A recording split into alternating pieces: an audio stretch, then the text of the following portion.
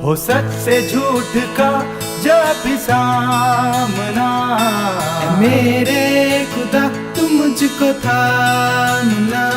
तू ही पूरी करे सबकी कामना। तेरी करूं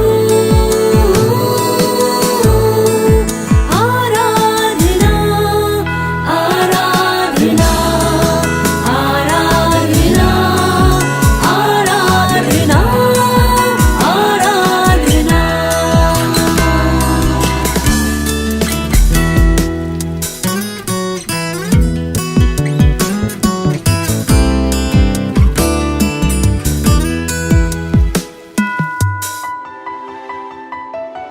वचन से तूने है दुनिया रची, इच्छा जो तेरी है दिल में बसी।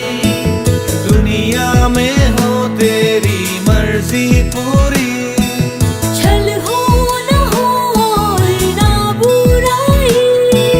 सच्चाई का मार्ग तूने दिया, सच्चाई पर चलना सिखा दिया। स्तुति करूं और आराधना, आराधना, आराधना, आराधना, आराधना।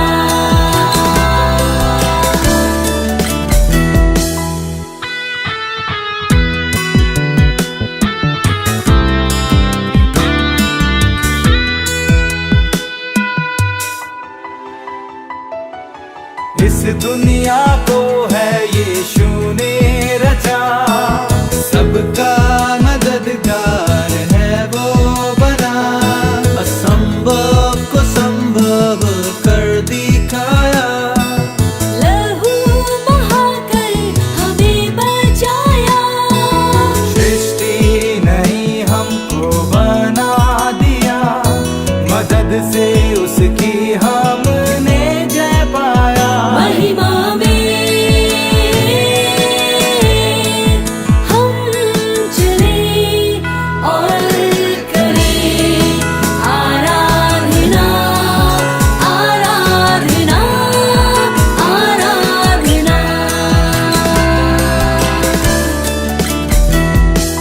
ऐ खुदा तू हमारा खुदा, हर पल करे तेरी आराधना।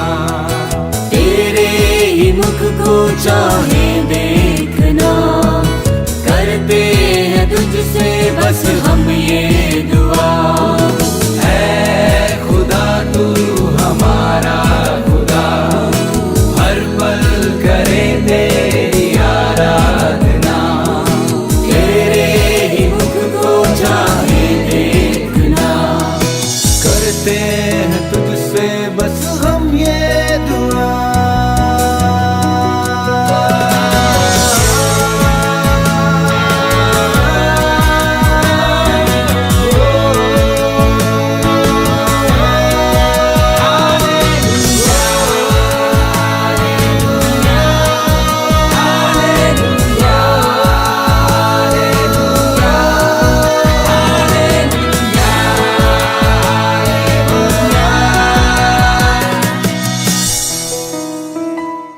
हो सच से झूठ का जब भी सामना, मेरे खुदा तू मुझको थामना। तू ही पूरी करे सबकी कामना। तेरी करूं आराधना, आराधना, आराधना, आराधना, आराधना।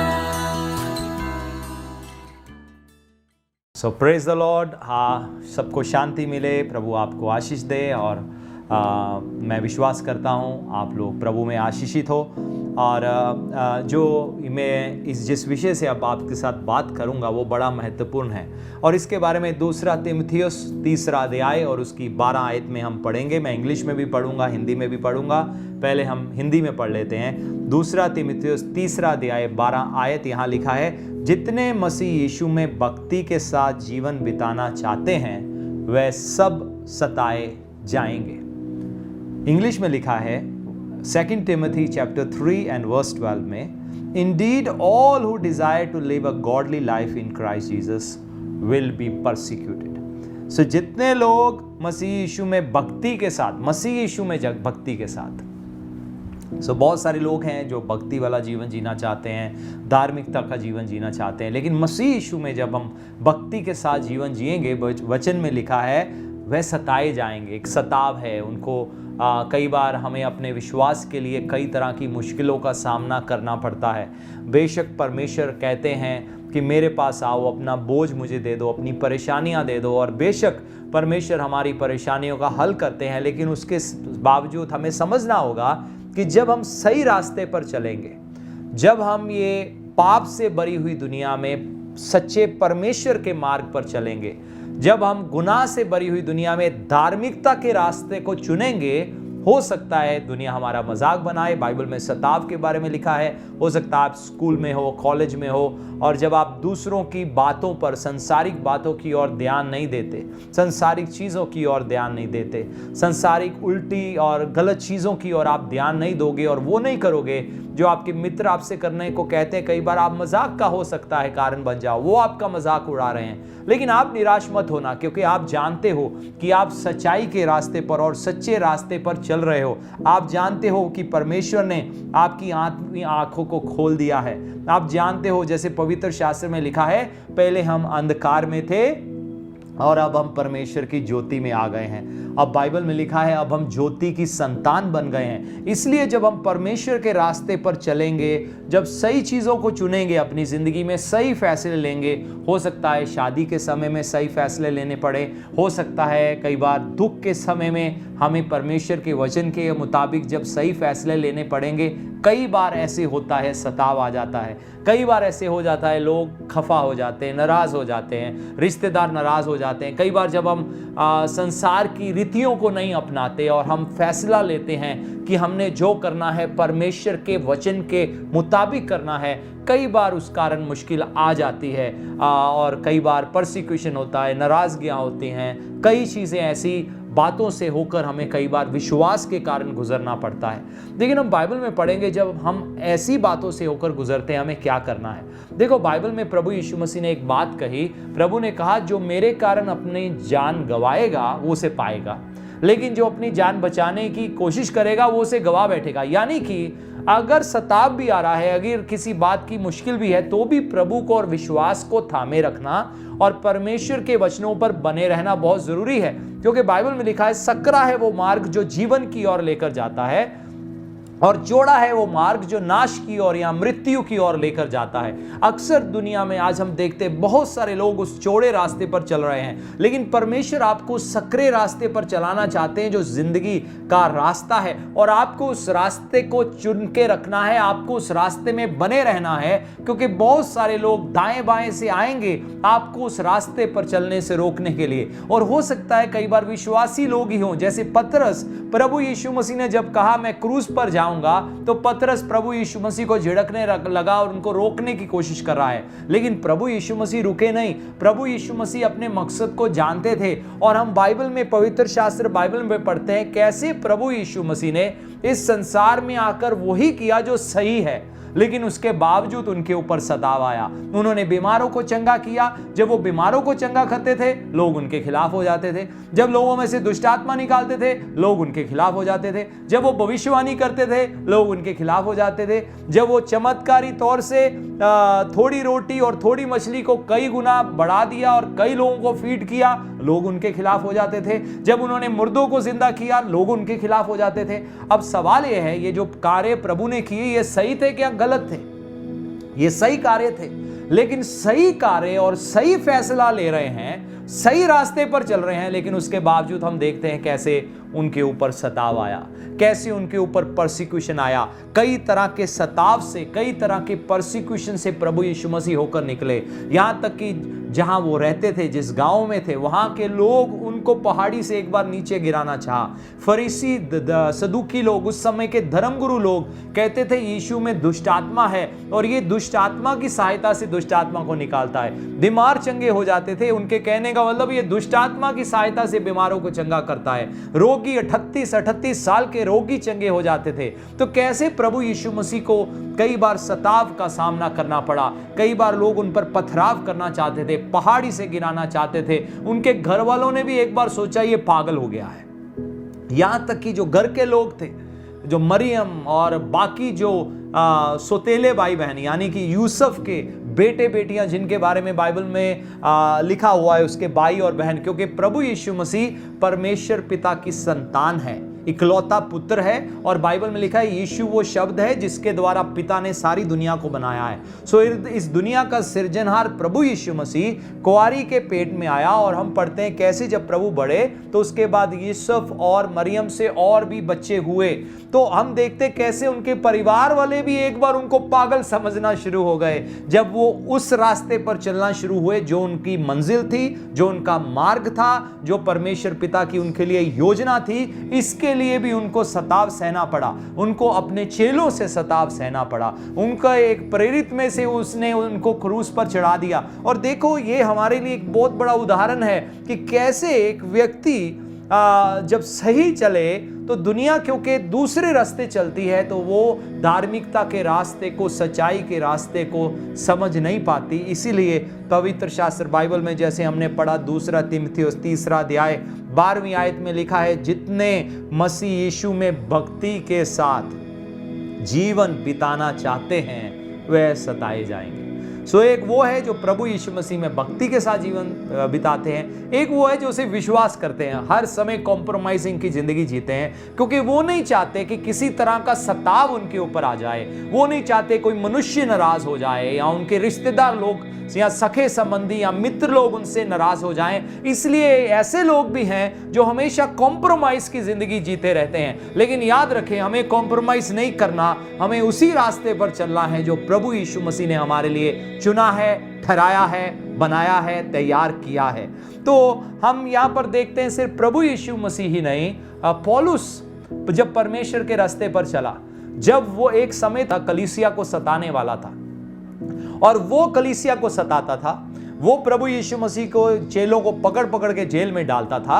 और जब स्टीफनुस मारा गया, उस पर पथराव किया गया प्रभु यीशु मसीह के चेले के ऊपर, उसमें पौलुस यानी कि सौलुस का भी हाथ था और उसने भी कंसेंट दिया, उसने भी कहा ठीक है इसको मार दो क्योंकि ये ब्लास्फेमी कर रहा है। तो हम देख रहे हैं पहले वो सताने वाला था, जब वो परमेश्वर को नहीं जानता था, जब वो सच्चाई के रास्ते पर नहीं चल रहा था, जब उसको सच्चाई का रास्ता पता ही नहीं था क्योंकि वो इग्नोरेंस में चल रहा था। आज हम देखते हैं कई बार दुनिया के लोग प्रभु के लोगों को सताते हैं और जरूरी नहीं कि वो बुरे लोग हों, लेकिन प्रॉब्लम यह है उनको सच्चाई मालूम नहीं है। बिल्कुल वैसे जैसे पौलुस को सच्चाई पता नहीं थी। मैं भी अपने जीवन में एक समय था जब मैं प्रभु को नहीं जानता था, मैं भी यीशु के लोगों पर हंसता था। मैंने भी कुछ ऐसे लोग थे जिनका मजाक बनाया जब मुझे पता लगा कि वो कलीसिया में जाना शुरू हो गए और वो परमेश्वर की आराधना करना शुरू हो गए। मैं अपने इग्नोरेंस में कर रहा था, लेकिन एक दिन जब मुझे सच्चाई पता लगा और मुझे मालूम पड़ा कि मैं अंधा था और मैं समझ नहीं पा रहा था परमेश्वर की सच्चाई को,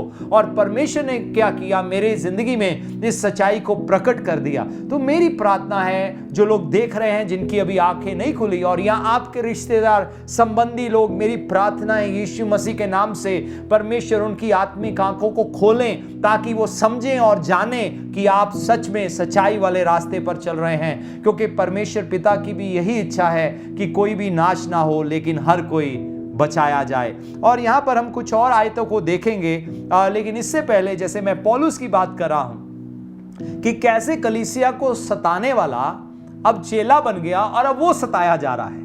5 बार उसको कोड़े पड़े, कई बार जेलों में, कई बार जहाजों में डूबते हुए, कई बार भाइयों के बीच में सताव, कई बार विश्वासी लोगों के बीच में सताव, और कई बड़े राजाओं के सामने उसको पेश करना पड़ा। और देखते हैं कैसे उसने प्रभु यीशु मसीह के नाम की खातिर सताव सहा क्योंकि वो अब सच्चाई के रास्ते पर चल गया था।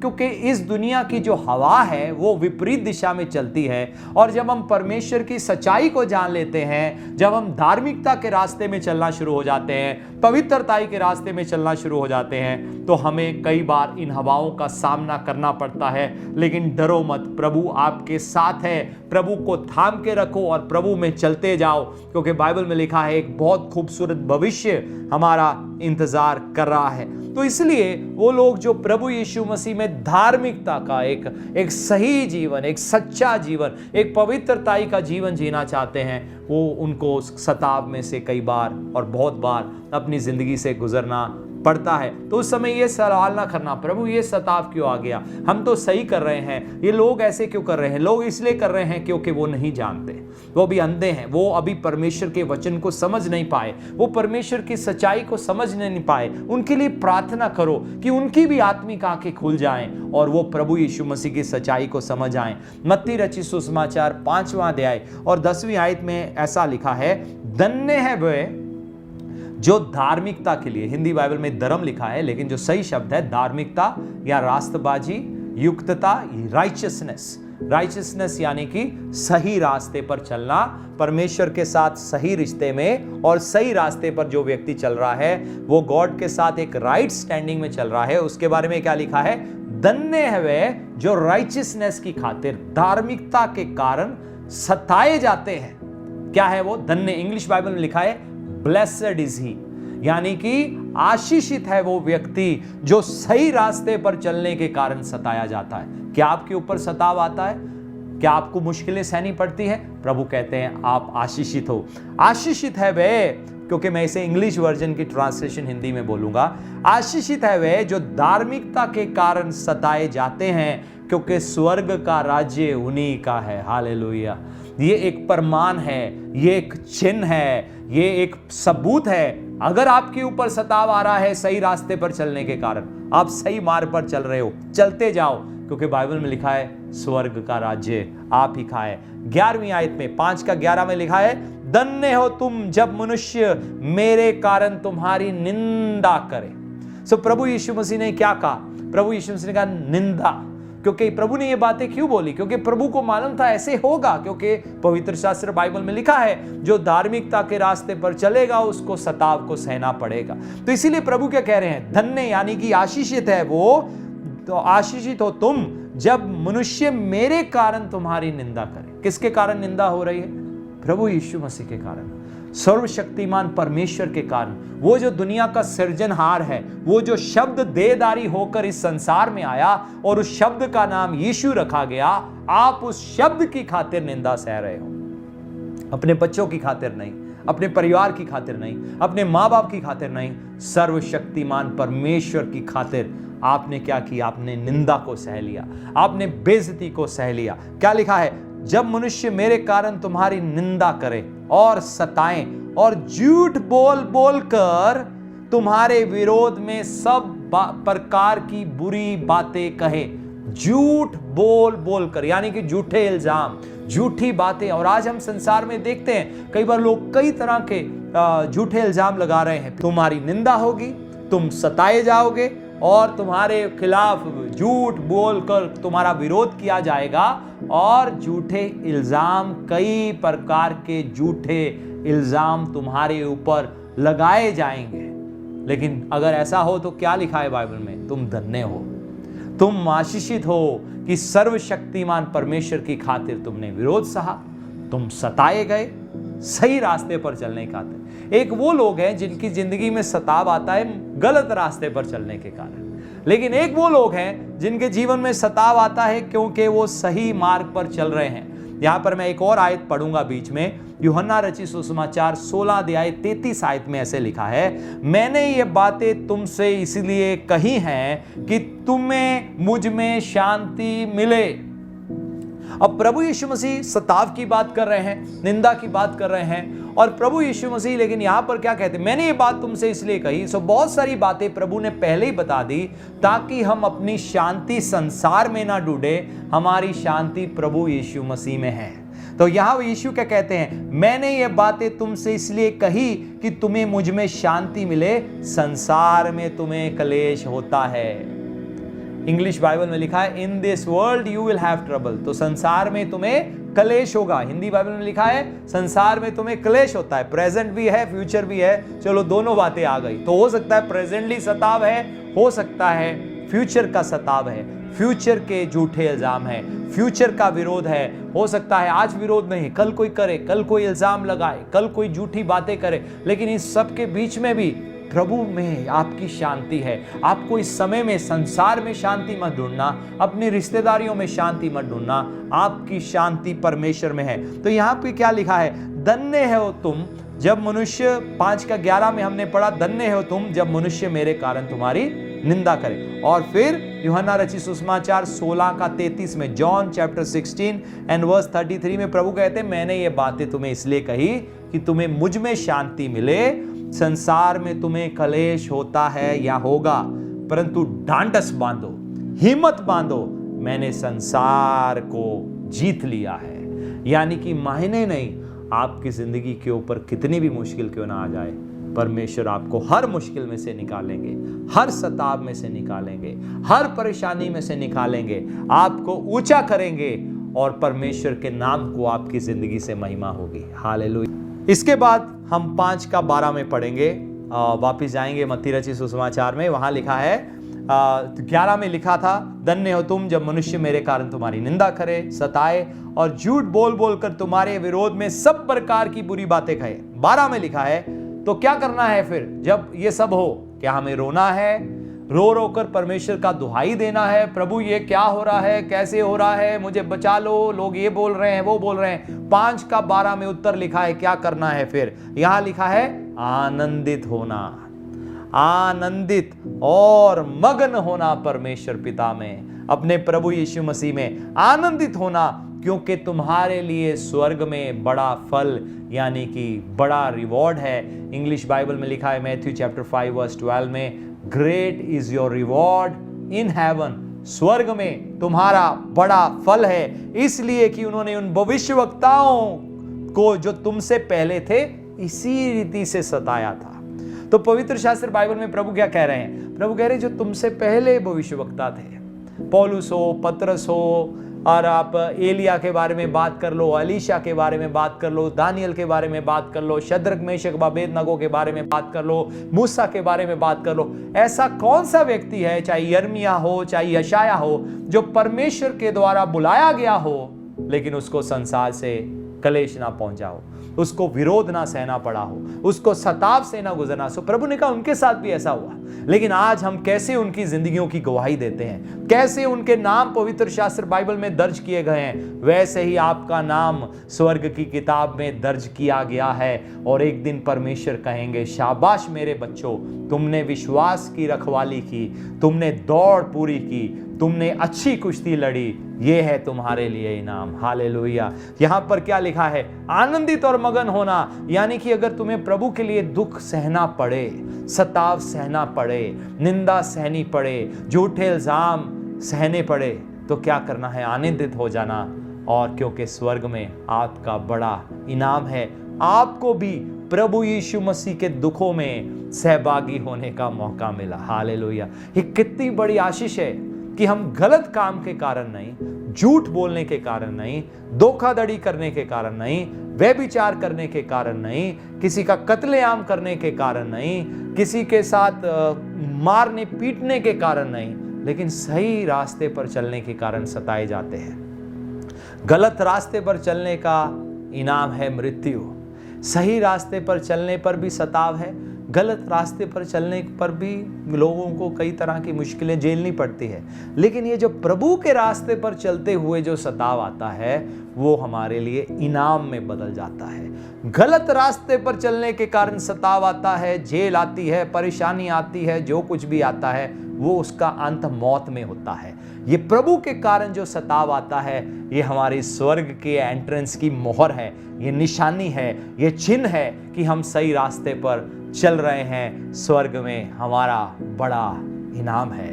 तो क्यों ना हम परमेश्वर को थाम के रखें, क्यों ना हम परमेश्वर में चलते बढ़ते रहें, प्रभु यीशु मसीह को थाम के रखें और संसार की तरह ना सोचें, घबराए ना, हम प्रभु को थामें, क्योंकि प्रभु ने संसार के ऊपर विजय पाई है। एक खूबसूरत भविष्य है जो कलीसिया का इंतजार कर रहा है।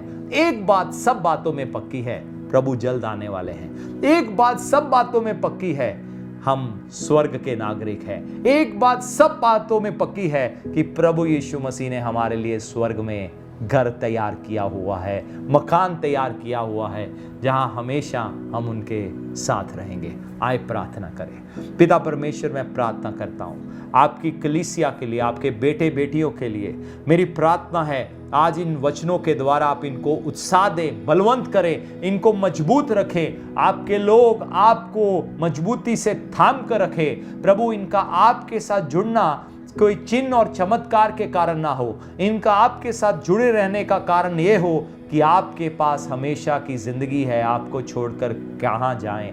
प्रभु यीशु आपके 70 चेले एक एक करके छोड़कर चले गए। आपने पतरस से कहा तू भी छोड़कर चले जा, तो पतरस कहता है प्रभु आपको छोड़कर कहाँ जाऊं, आपके पास तो हमेशा की जिंदगी है। उसका आपके साथ जुड़ा होना धन दौलत के लिए नहीं था, किसी वीजे के लिए नहीं था, किसी बीमारी से चंगाई के लिए नहीं था, किसी दुष्ट आत्मा से आजादी हासिल करने के लिए नहीं था, घर के क्लेशों को दूर करने के लिए नहीं था, लेकिन वो जान गया था ये मसीहा है, ये शब्द है जो देदारी हुआ है, जिसके द्वारा हमें हमेशा की जिंदगी मिल गई है।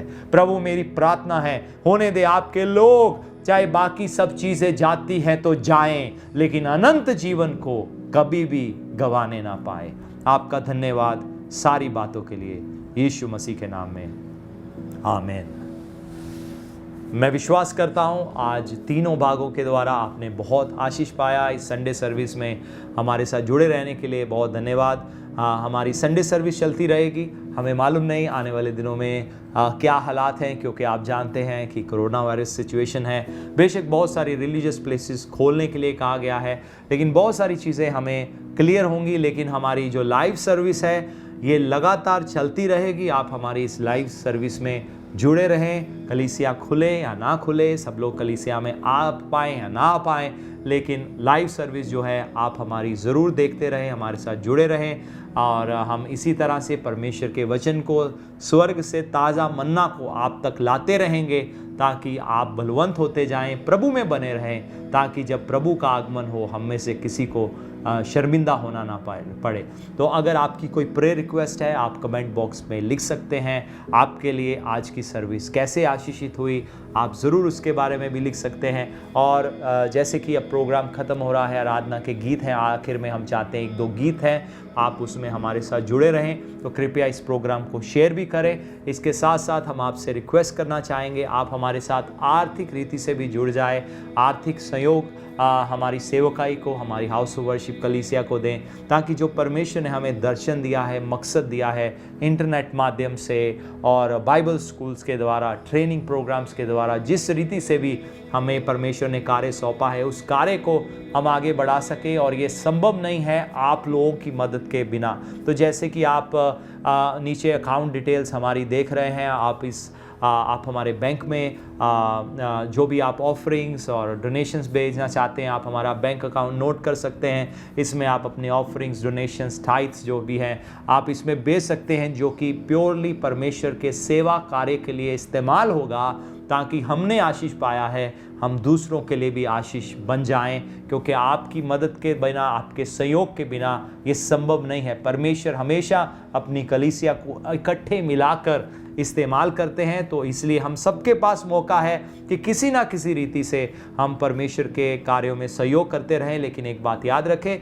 ये जो बैंक डिटेल्स देख रहे हैं ये सिर्फ इंडियन बैंक्स के लिए हैं। तो अगर आपका इंडियन बैंक है, आप इंडियन सिटीज़न हैं, तो ही आप इसमें ट्रांसफ़र कर पाएंगे। अगर कोई और व्यक्ति आप बैंक के बजाय किसी और ज़रिए से हम तक अपनी डोनेशन पहुंचाना चाहते हैं, नीचे हमारे नंबर दिए गए हैं, आप उन नंबर्स पर संपर्क कर सकते हैं या व्हाट्सएप मैसेज कर सकते हैं। और हाँ, हमारी टीम के लोग वापस आप तक आएंगे और हम आपको गाइड कर सकते हैं कि किस प्रकार से आपकी डोनेशन इन कलीसिया के कामों के लिए आप दे सकते हैं। बहुत धन्यवाद सारी बातों के लिए, हमारे साथ जुड़े रहने के लिए, आपकी ब्लेसिंग्स के लिए। बहुत सारे लोग कमेंट बॉक्स में हमें ब्लेसिंग्स भी देते हैं, तो सच में हम बहुत धन्य हैं, बहुत आशीषित हैं, क्योंकि बहुत सारे लोग हमारे लिए प्रार्थना करने वाले और हमारे साथ प्रेम करने वाले लोग हैं। हम धन्यवादी हैं प्रभु के आप सब लोगों की ज़िंदगियों के लिए और प्रार्थना करते हैं आप ऐसे ही फलते फूलते जाएं, प्रभु में बढ़ते जाएं, आशीषित होते जाएं और दूसरों के लिए बड़ी आशीष बनते जाएं।